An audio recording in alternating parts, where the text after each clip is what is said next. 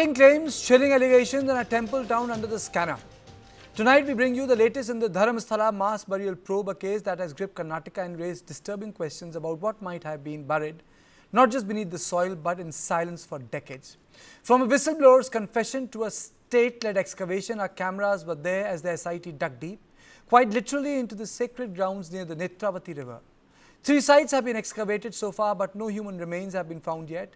So this is a case that has caught public eye. So, is it a case of buried truth or baseless claim? This is the question. The investigation is far from over, and tonight we trace the timeline, the twist, and the unanswered questions in the high-stake case. Now, let me straight away introduce my reporter, Gautam, who has been keeping a tag, because this investigation into the shocking claim that hundreds of bodies were secretly buried in Dharmasthala continue to unfold, with the SIT, which is Special Investigation Team, now conducting excavation at the third suspected site. At the second site, the SIT dug a pit measuring 6 feet in both length and breadth. However, no skeletal remains were found there either. Excavation efforts then shifted to a third location, an area of the forest near the bathing ghat of the Netravati river. Here, the digging commenced at a new point with the help of 20 laborers. At the third site, too, a 6-foot long and a 5-foot wide trench was dug with plans to reach a depth of 6 feet.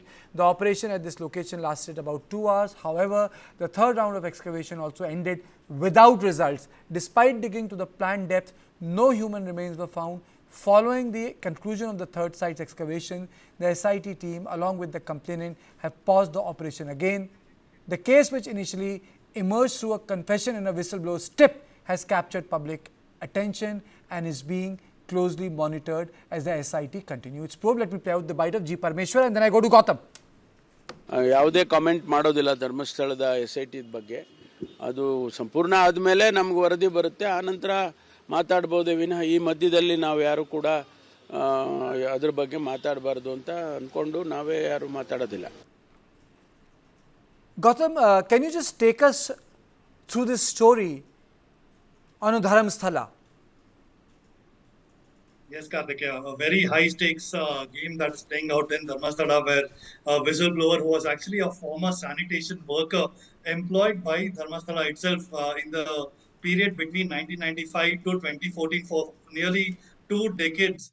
This person, who's the whistleblower in this case, was employed there, and he claims that there were multiple bodies that were buried, and a lot of these bodies had indications of sexual assault, and also them being indications of them being murdered as well. So that is where the whole story stems from.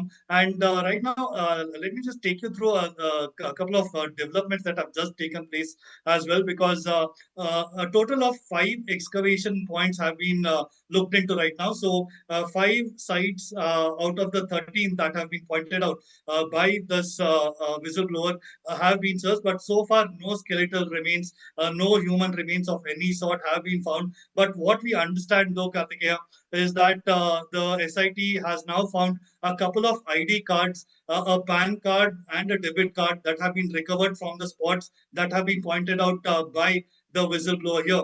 Now, the PAN card actually, we've also found the name on it. It has the name of a woman called Lakshmi, and what the SIT has also recovered is a bag and a red blouse close to the site, but no human remains. So these items have now been sent to the forensic lab, and they will be investigated as well. Now, coming back to the case itself, this whole story actually began after a couple of advocates actually came to this whistleblower and then convinced him that you can actually go ahead and speak. So he was in hiding for over a decade. He had gone missing in 2011, 2014 itself. So now he is suddenly surfaced. So that actually has cast aspersions about what his claims are in this case as well. Now, after he filed a written complaint on July 3rd, an FIR was also registered in this particular case. Now, what this whistleblower is actually claiming, Kartikeya, is that there are skeletal remains that are actually dug and buried 3 to 4 feet in several points near the Netravati river in the forest area that is just next to the Netravati river there, which is actually a holy bathing site around Dharmasthala as well. But so far, the excavation process has taken place at 5 locations. So far, they haven't been able to dig up anything. Even though he said he found remains at depth of say 3 to 4 feet, they have dug as far as 8 to 10 feet. Gautam, is there a timeline, and why has it become a political hot potato? Yes. Let's just keep in mind that the political sensitivity and also the fact that the Dharmasthala, the Sri Dharmasthala Kshetra, the Lord Manjunath temple is visited by politicians and millions across India. After Tirupati, Dharmasthala is considered as the next temple which has the highest footfall. So that is the reason for this sensitivity around the developments in this case as well. Now, on June 22 is when a couple of advocates met this former sanitation worker of Dharmasthala, and they then approached Dakshin Kannada SP and urged an investigation. The whistleblower then filed a formal complaint on July 3rd, alleging he was coerced into burying the bodies when he was employed there between 1995 to 2014. So for a period of nearly 2 decades. And then an FIR was actually lodged in this case. Now the whistleblower in this case has been granted protection under the witness protection program, which is the reason why we see on our screens that he's completely covered. His face has a mask. He's wearing a hoodie. So he had also claimed that he is facing threat for his life as well, which is the reason there is a lot of secrecy, because it's a high stakes and highly political Gautam, is situation. there a timeline to this SIT investigation, by which this has to be completed, and, because a lot of parties are involved, a lot of sentiments, social issues are involved. Is there a timeline so that the case can be settled for good?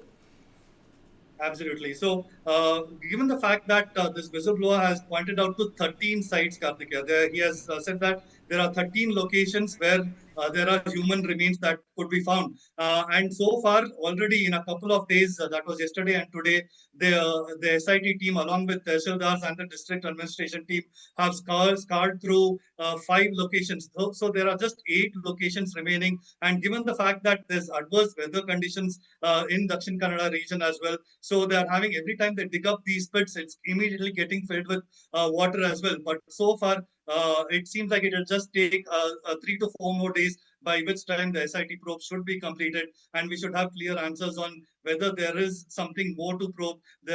Whether there are some really dark secrets there that are remaining hidden in the depths of Dharmasthala, Karthikeya. Okay, thank you so much, Gautam, for explaining this entire issue and putting it in perspective as to how this probe is being conducted by the SIT.